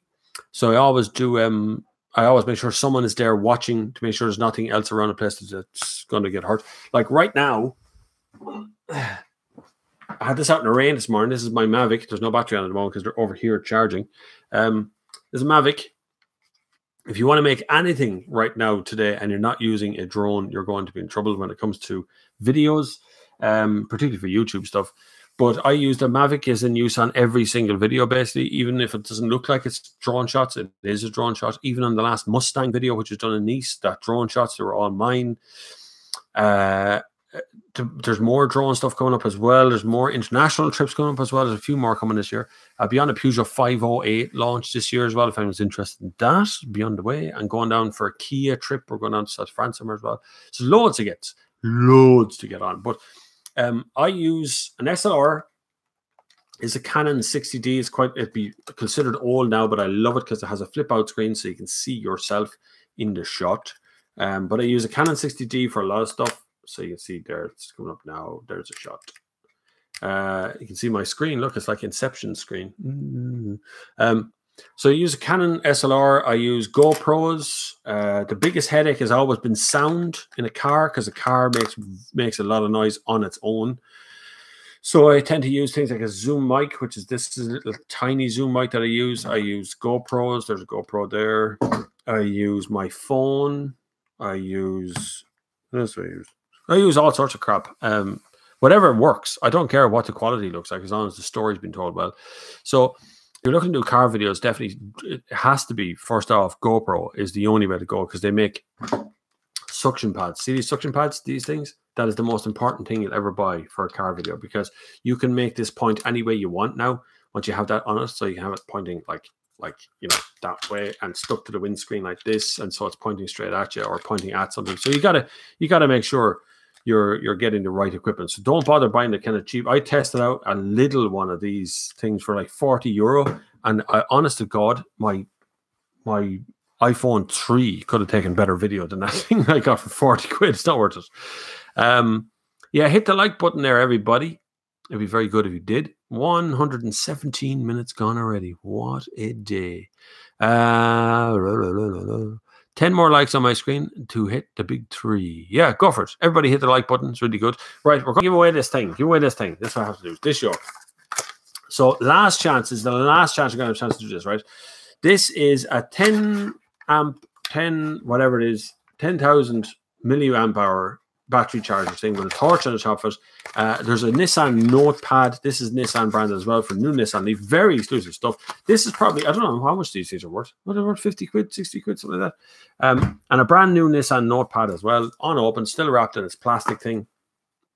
All you got to do is go over to Instagram and comment on a post, which I'm just about to open here, is that one. See that one there? Leave one comment on that and you can get in. There's more comments that are flying in there, more followers as well. Make sure you follow me on Instagram. I'm going to choose a winner totally randomly in the next 3 minutes, right? 3 minutes from now, I'm going to choose a winner for this thing. All you got to do is comment on that. like it and comment. There's 52 comments or something. So there's one of the comments. There's loads of them along the way. Let's read out a few while we're here for the laugh, because it's a good laugh, actually, in fairness. Just watch the video notes on it. Egypt with a white box. Yeah, that's a good comment. White box giveaway. Yeah, it is. A nice white box. That's good. Great battery. Can I charge the laptop? It can, yeah. There's plenty of room in a charged laptop. Once you have the right connection, you can do what you want. I went to the dentist the other day and said, can you make my teeth this white? Said Darren. Come on, Darren. See, there you go. There's loads of comments on it. It's great. So hit the comment button there and go and do it. Christian Pro, or can you help me get the 60 subs? I'll tell you what, Christian, could you help me get the 30,000 subs? That'd be brilliant. But yes, let's all try and get the Christian Pro X. I can't guarantee. I haven't clicked on his accounts. So I don't know what's on his videos. If you want to subscribe, go for it. If you like. Andy says, I made the move from GoPro to YI 4K as one of the main rivals at the moment. Newer one now with a comparative look and cheaper, same accessories. Yeah, the Chinese are well into it. I mean, the Chinese make all the interiors of the GoPros, but GoPro is just the easiest one to remember. 101 likes. 106 likes now, Andy, is what I'm seeing now. This is good. This is good. You're so kind. Is it much cheaper to buy, Andy? According to YI 4K is the name of a camera you can have, which is an alternative to a GoPro. I haven't checked out myself. I don't know. Hang on. Are you giving away a press kit freebies? Yes, I am. I do. That's why I don't really hold on to stuff. So when you get presents and things, I just take them and then I give them away. That's what I've always done. Andy McAfee, Google around Joe L. Amazon has a massive deals on last November. Hi, Bob. Thinking of buying a Toyota RAV4 2016 UK April from a main dealer, 2-liter D4D. Any opinion on that car and on imports? I have an opinion on the car. The car is good. RAV4 is a lovely car. No problem with that at all. Check its history. Make sure you get the reg plate off it and check the history of the car yourself. Don't wait for the dealer to do it. Pay the money. I think it's 30 quid or 40 quid for someone like MotorCheck or there's a few of them around. Don't quote me on that one, but I know MotorCheck does it. You can check the history of a UK car as well. Check the history, make sure it's okay, that it checks out. If there's any errors on the history, then walk away. Just walk away. But you're buying it from a main dealer, which I assume means that some Toyota dealer is bringing in a UK car for you, or has already brought in a UK car and you're buying it from there. As for importing, I don't have an opinion one way or the other. You're all doing it. I mean, it's already happening. As much as SIM, I would like to leave you to believe that importing a UK car is very dangerous. Car companies are doing it the whole time. Regularly, Tracy's out the road here.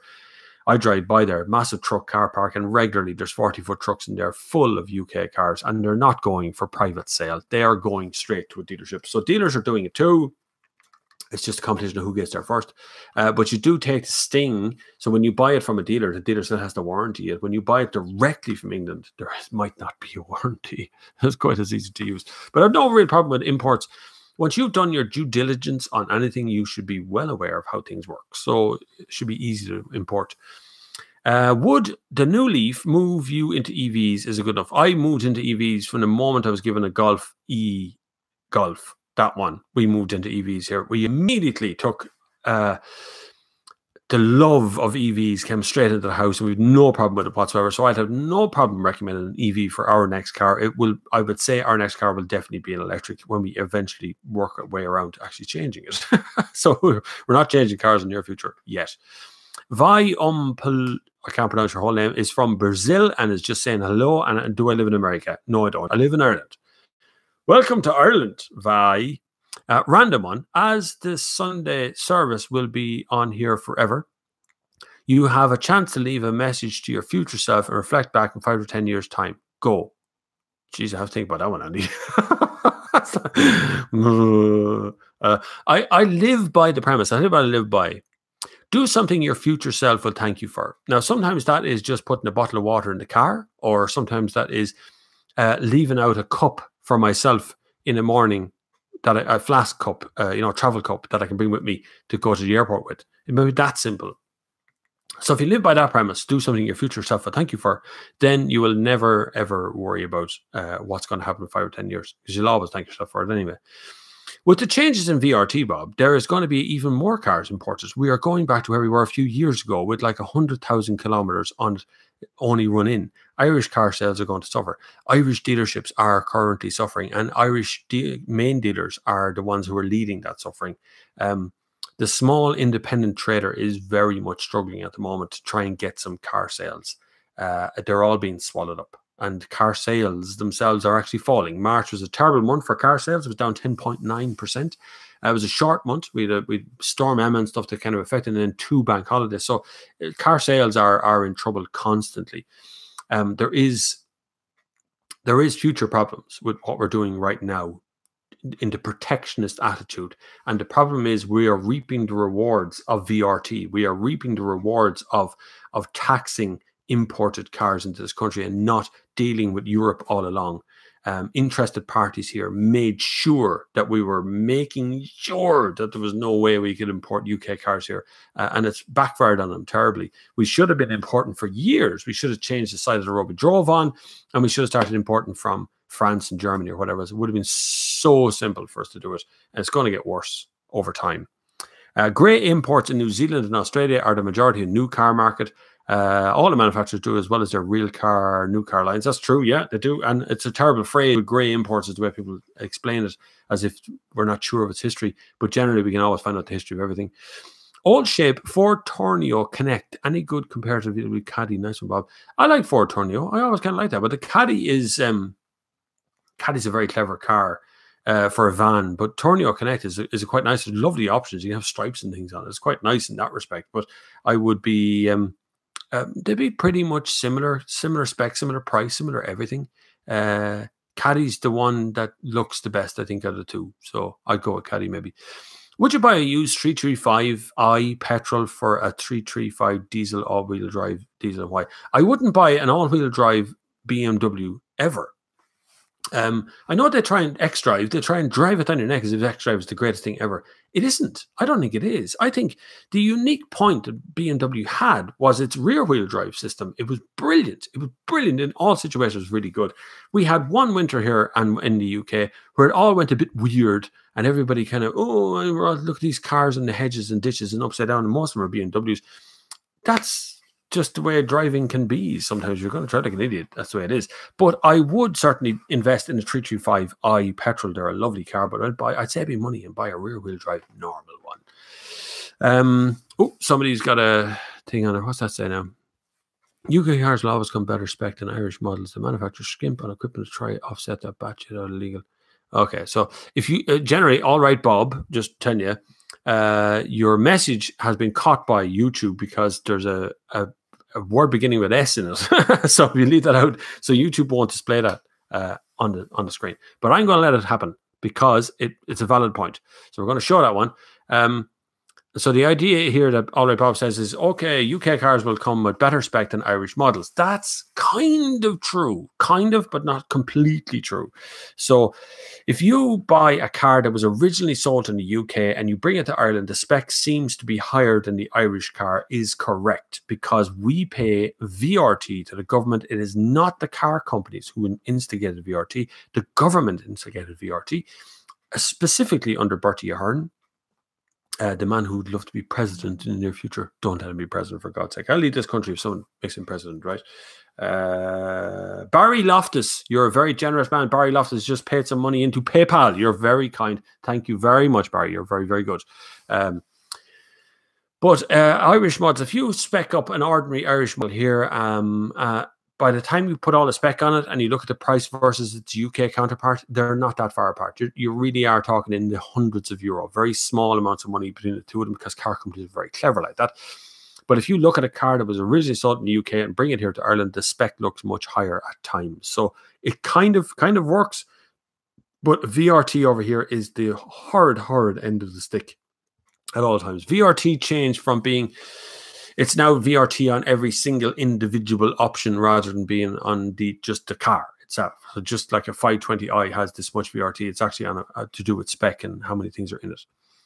Brexit may or may not assist the Irish car sales market if parallel EU imports from the UK are not maintained. Who knows? But we could boost dealers and drive up individual prices. We should have been dealing all along with France and Holland. Holland actually has quite a few right-hand drive cars. We should have been dealing with Germany all along as well directly. We shouldn't have been importing from the UK. It was, like I said, vested interest that kept us importing from the UK all the time and changed VRT systems and all that sort of thing. The vested interests now are reaping what they sowed at the time. We could have had a parallel market with the EU, where we could buy a car in France and drive it back here and have it serviced here. And we could have done all sorts of things here the way it should have been done. But that's not, we went into the open market and then closed certain doors.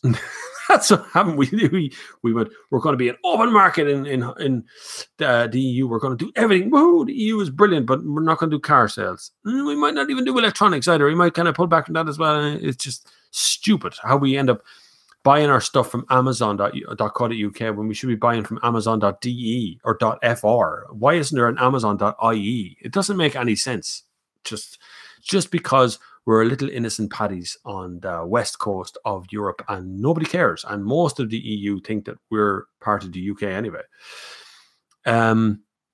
I've noticed a lot of manufacturers, especially the Japanese, are going very radical on exterior design. Some, the Civic, aren't very popular, which is what causes new trend. Well, because the EU is not the market that they want to crack. And generally speaking, Japanese manufacturers or Asian manufacturers tend to manufacture the car and design the car for the Asian market. It is a gigantic market. If you include China, you're in the billions of cars being shifted. EU is a tiny market for most Japanese makers. If you look at Ireland, Toyota is often in the top 3 sales in Ireland, but if you look at Europe-wide, they're not anywhere to be seen. They don't have that kind of level of sales over there at all. So they're not as popular as the German brands, which are always in the top kind of 3 or 4. The French brands are there as well. We tend to buy our own stuff, and the Japanese car makers are doing exactly the same thing. It's more radical, sort of weird cut angle design. Look at the Toyota Prius. Look at the Hyundai, or some of the Hyundai stuff that isn't the European ones. Look at their other stuff that isn't for sale in Europe, and you see they're a little bit more extreme. They're all at it, and it's all about serving their own markets more than us. They'd sell more cars in Australia, New Zealand, Asia, Southern Asia than anywhere in Europe. In Greece, a lot of people bought cars in 2008 to 2012 imported from Europe. And the importers were scammers and didn't pay the VAT and the importing classification fee, which I think is like our VRT. And now I missed the second half of that. Sorry, I have to go back up. Cancel. No, I don't want to reload the site. My God, what are you talking about? You look like Mr. Bean. Well, thanks very much.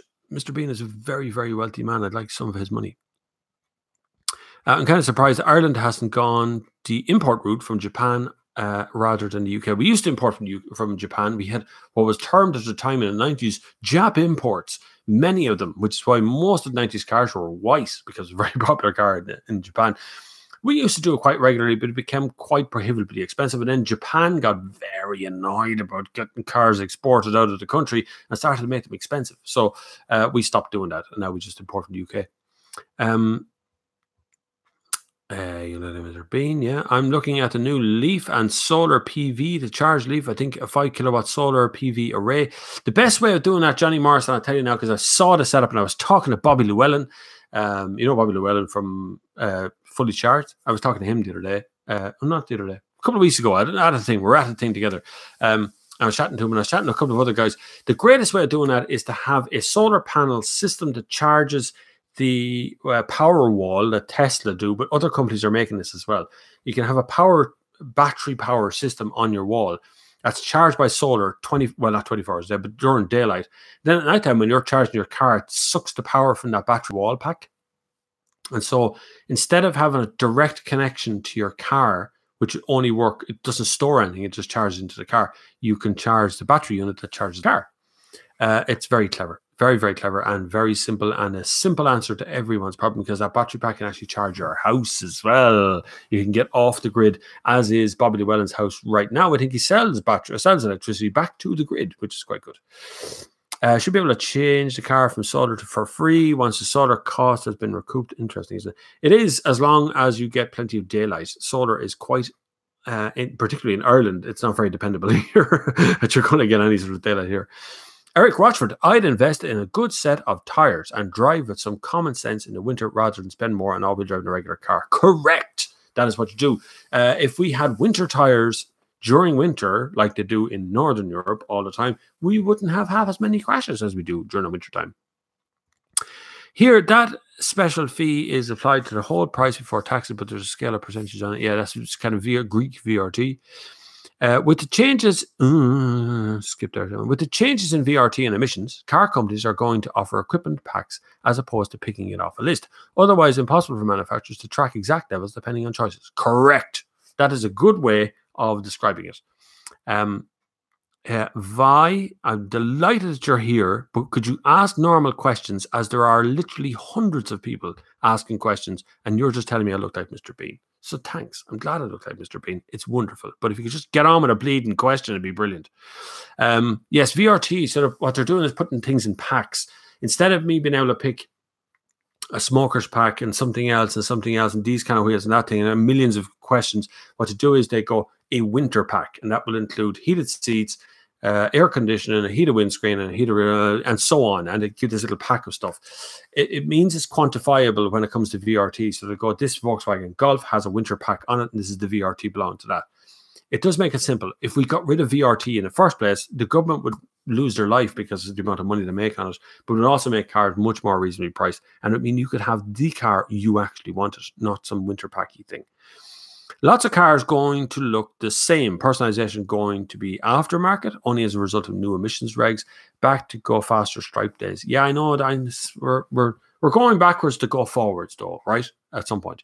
Eric says, speaking of emissions and electric cars, I couldn't stop laughing at your comment on the Leaf video about cyclists emitting more electric than electric car. Very true. It's true. Humans emit more CO2 than, and it was pointed out in that video actually, because I read it was a great comment. Farts are not CO2. Farts are something else, CH4 or something like that. It's breathing in and out emits CO2. So all the breath out is all CO2 emissions from cyclists, and there's none coming out of a Nissan Leaf or a Volkswagen e-Golf. True about the Asia style versus EU. I heard the Toyota CHQ model was designed specifically with the European market in mind. How's CHQ model going for Toyota in Ireland? Did I approach up? It's not CHQ, it's CRH. CHR? CRH. I can never remember which one that is, Dave, but yeah, that's probably one of their best-selling cars at the moment. Perfectly designed for EU. I love the look of that. I would certainly consider a CH or whatever it is, Toyota CH thingamajig.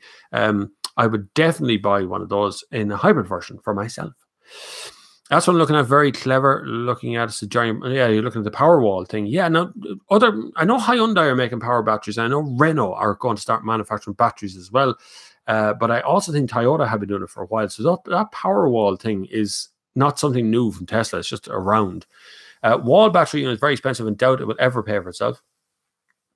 The 5 kilowatt solar PV and battery is about €8,000, I think it is, but it will charge the car and power the house. Yes, that is the key, though, isn't it? That is the thing. How long will it take to get $8,000 back? Now, those power walls, that size of that unit was double that price not so long ago. So it's coming down. Battery technology is moving on, and batteries are getting cheaper and cheaper and cheaper, and so are solar panels. It's all moving in the right direction. So it is coming. In Northern Ireland, every other house seems to have solar panels on a roof now. My neighbours have a single panel, 1 metre, 1.5 metre, and it keeps their hot water tank hot. Rest is back to the grid despite always cloudy. Johnny Morris says the payback for PV is about 3 years. So there you go, 3 years time, you get your money back out when you've gone on to the house. The thing is, all new houses in Ireland now that are being built have to have solar panels on the roof. So it's become legislation here as well. And that will continue onwards. As technology moves on, solar panels used to power it. Remember old calculators? You had a little solar panel on it, you put your thumb over the calculator went off. That's what it used to be. But now we're finding ways of storing that energy. It's the storage of the energy that makes the most amount of sense.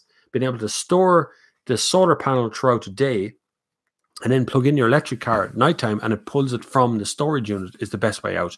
I remember, it must be a decade ago, a friend of mine built his house and made it run off a team of truck batteries. He had literally had a shed full of truck batteries that was charging from solar, and he'd run the house with the truck batteries. That's how he did it. So it was always a way. I see Toyota hybrid reviews that there is an EGM between the battery and the petrol engine when you put the boot down to overtake, which causes a 2-second lag running the drive experience. This is true. I didn't have that experience, but I wouldn't be surprised if there's a lag. you know, it's hard to make a battery and a petrol engine all work together at exactly the same time. So that's a difficult thing for things to do. So there will be a lag at some point of that transaction every single time. So I would expect a lag at some point, yeah. Some shout outs to do here. Robert Tulloch, you're very, very good, very kind. Thank you very much. He sent some money by PayPal. If you want to do the same thing, you can find the links down below where it says PayPal down there. Click on that thing. You can do it by Patreon, PayPal, Bitcoin. I don't really mind. It supports the channel and it keeps it absolutely free, which is the most important part. And it means I don't have to go cap in hand to any car company. And I get to say whatever I want to say is the best car in the world, whatever way I feel like it. I don't have to worry about upsetting car companies because you guys support the channel. So why don't they put solar PV on the roof of cars? I'll tell you why. There's a good reason behind that, Jeff. It wouldn't generate enough power to do anything to the car. Solar, there's not enough surface area on a car to generate enough power while driving along to solar power itself yet. There is some solar powered cars that have set some records out in Australia, but you're talking about every single centimeter of the car is covered in solar panels. It is coming. It might run to heating or something in the car maybe in the future. We'll see. Johnny Morris says, I send €200. No, he retracted that message. Right, no, forget that. Bob, I have the GT, which is more expensive than the Golf, but I'm looking to go full electric. Buy the e-Golf or buy the Nissan Leaf. That's the way it is. Right, look, let's choose a winner. Let's choose a winner on our Instagram. So if you haven't been following along today, oh my God, I got all the new followers on Instagram. Wow, thank you all very much. It's great to have so many new followers. It's wonderful, boys. If you weren't following along all day, this is what we're doing. I'm going to pick a comment out of this, just randomly pick a comment. There's now 60 comments or something on it. And I'm going to send the person that Nissan Leaf thing. So I'm just going to scroll up and down. You can see now I'm just going to do this, right? Just scroll to the bottom, scroll to the top. I'm not really looking. I'm going to look away so I can't see it anymore. And then I'm going to put my finger on one of them. And that one is Kevin Coyle 75 right there. He's going in the middle. Kevin Coyle 75. Good man, Bob. Love the knowledge you send our way. Any chance of that Nissan torch thingy? You know, I can see you on the dark side. That's very good. So Kevin Coyle 75, who is this account right here, you have won yourself I'm going to follow you now. You have won yourself that Nissan Leaf charger and notepad. Get in touch with me. I'm going to send it out to you. I don't know where you live, but your name suggests you're Irish, so I'm going to send it out to you. And well done. Congratulations. This was always JFC. This was always a winner on Instagram. That's the way I put the post up in the first place, was you could win by following on Instagram. So it's always going to be an Instagram winner from the start. More competitions to come. I don't really necessarily approve of competitions because competition is a way of driving new followers to your account, but they're not long-term invested time effort followers. So I'm really happy that people follow on Instagram, but you know, don't unfollow now all of a sudden because the competition's over. But I'll do another giveaway in the next couple of weeks, but more stuff to give away. Actually, now that I think of it, I have more stuff that I got the other day as well. So I will be running more competitions. But anyway, back to the questions. Where are we? With power walls, if the generated electricity went back into the grid without the need for batteries, with a limited lifespan, you could save the need for batteries and then suck it back in off the grid. You could, but then you have to pay twice. Would require the government to force equal tariffs to work, but some more efficient. Johnny Morris says, I spend €200 for electricity and €200 for diesel at the moment. A month. 5 kilowatt would almost make my driving free for 8 months of the year, and the same for the house. There you go, you see. Hello, I have some questions about YouTube. Good man. Ask your questions. Good show. Thanks, Bob. No problem, Dave. It's not over yet, by the way. We're all right. We're still here. It's only 1 hour 43. We're nearly there. To be honest, because I got given out to last week because I finished the show a tiny bit early, like 10 minutes or something. So everybody got really upset. So I'm still here. To be honest, before competition, I wasn't aware of your Instagram presence. Keep it up. I've been loyal on YouTube for a long time. Go on, it's Stewie Hunter on the ball. The reason I use Instagram, I'm not looking to sell. I don't make any money from Instagram, but loads of you ask what I'm driving this week or where I'm driving this week or what I'm doing this week. If you just follow on Instagram, you see it all live while it's happening. So you see either you see the story that I put up, or you'll see the photographs that I put up of what I think is interesting. It's all car related usually, or there might be a little bit of running in it, or something I find interesting that I see along the way. But if you want to follow over on Instagram, it's at Bob Flavin on Instagram. You can also follow me there. And I answer tons of questions on Instagram as well. I answer questions wherever they're asked. That's the way it usually is. Although the Sunday service is the one where I answer almost every question in the entire world. Anything big planned for the channel? I have loads of plans, Joe. If I get enough time is the problem. There's just me running this channel. So it's not like, I'm not like some of them US channels that, you know, they go, oh, I have great plans for the future, but they've actually got 5 people working for them. Or, you know, they got loads of people, they're half their families involved in it. That doesn't happen here. There's just me running this channel.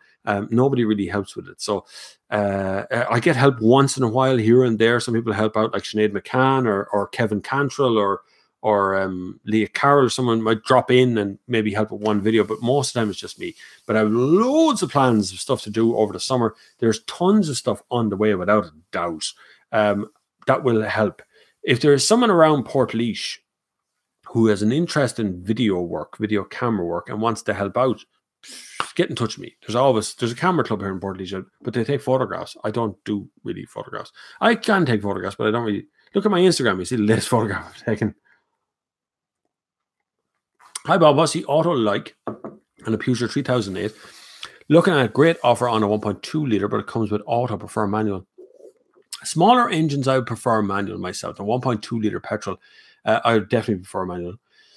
Auto is fine. The auto box is going to be fine. It'll be okay as long as it's not that robotized joke that Citroen had out a few years ago. Oh my God, it would make the kids sick in the back of the car. It was like, it's horrible gearbox.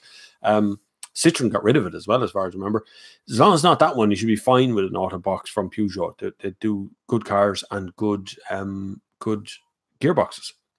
The new 508 is on the way, but the 3008 is my favorite one. I drove the 5008 recently. I prefer the 3008, to be honest with you, over the 5008. I thought the 5008 was quite numb. It didn't really make a lot of sense. And Opel Grandland X is the Opel version of the car, and I thought that was very numb and terrible as well. Joe says, what about a community setup? I don't really know about community setup. I don't know what a community could do. It's physically people around is always the best way to have it, you know, so you can get stuff done. You could create a whole heap of things, but you get a lot more done with physically someone nearby to help with the filming or the editing, or I don't know, make the website work or whatever it is. You know, there's always someone around the edge who can do things.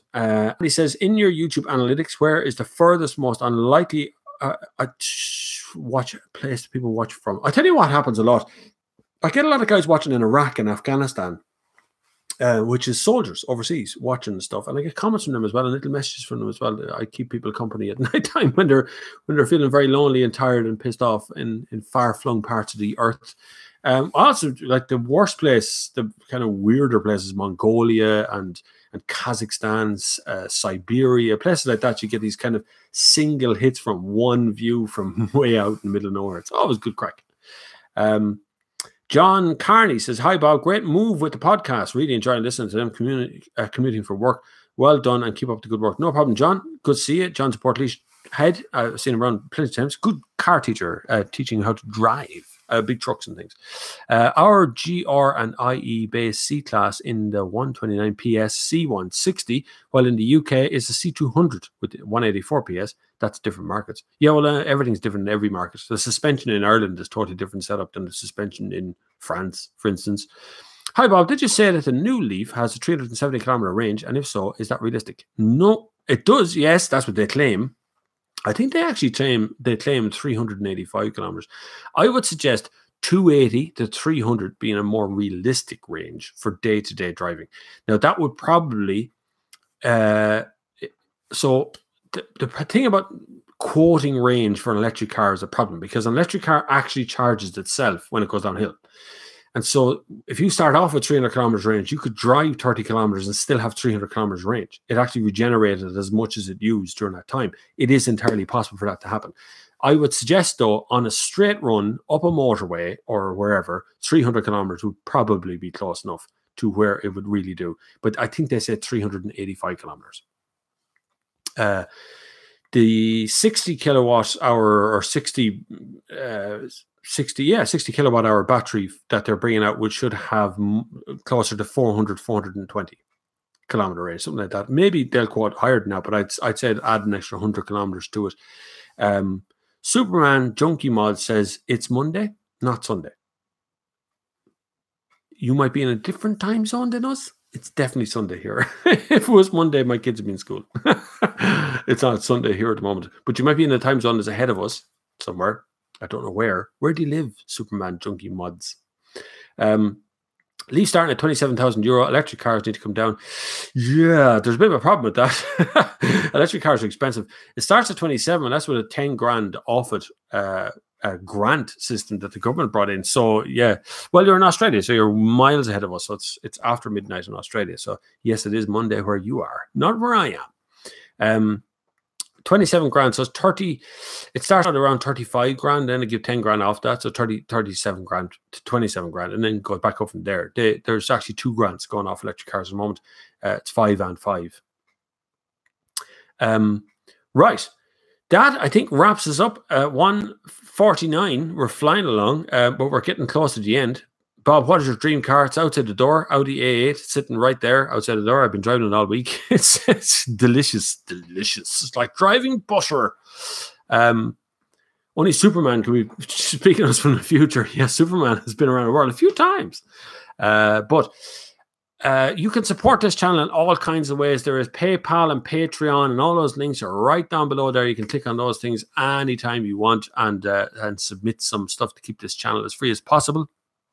I'm delighted that you all paid such very careful attention on this Sunday service today. It's been a really exciting show. It's moved along very, very fast today. 118 likes, which is kind of nice. We've had over 1,000 people viewing the channel so far today. This stream is viewed by over 1,500 people. If you're interested in supporting the channel, you want to sponsor the channel, you want to actually put your money where your mouth is as a business, you can sponsor this channel if you like. It doesn't take very much. Just get in touch with me anytime. I hope you will enjoy the rest of your Sunday to yourself. Don't drink too much. Stay off the drugs for as much as you possibly can. And, you know, have a good time in life. And that's the most important part. Until the next time, I will see you guys on the far side.